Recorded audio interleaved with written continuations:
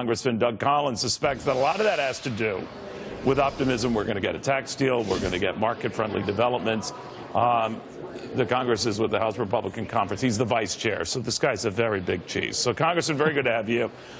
Neil, it's good to be with you. You're the one that's making the points. I appreciate being on. Well, let me ask you then, sir, when you hear this and you see what the markets are doing and you're seeing that there's optimism here, that they're going to get those tax cuts, maybe even a rework of the repeal and replace on Obamacare. I often say on this show so that a lot of times they're priced for perfection and they can't afford even the slightest disappointment. But that's a lot to expect, and all by the summertime. What do you think? Well, I think it's not just a lot to expect in general, the big things that we could do here.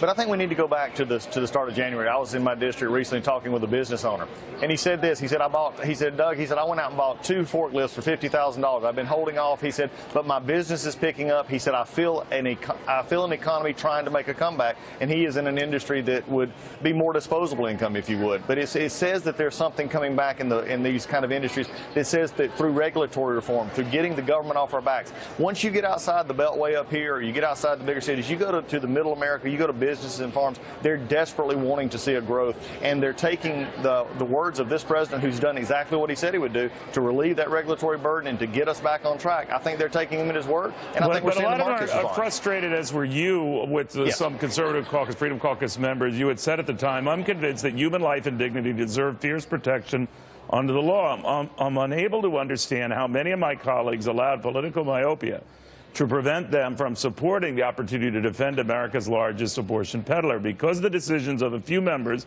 presumably you're talking about the caucus, we remain mired in a health system that is able neither to care for our neighbors nor to protect unborn Americans. If they don't change on these positions, we're going to revisit this all over again, right?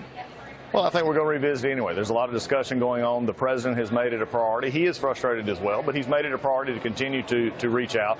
I think what we've got to understand is I do believe that there's a certain point in time. We go back to Reagan. We go back to Andy. You can go back and look. At a certain point in time, the House will get the conservative deal. We push conservative principles of radically looking at an entitlement such as Medicaid, looking at ways that we can not only repeal but replace, remove the tax. Those are gains that are more than just symbolic gains. Those are actually dismantling Obamacare. So your view, just to be clear, was that whatever qualms the caucus had with this deal, with the Obamacare rework, it was better than the law it was replacing, right? And so they should have gone along with that. Well, I think that was a given. It was better than what we replaced. Obamacare is a dismal failure. Everything we had was a much better improvement. There were some others who felt that you could take and add things. We did that up until the end.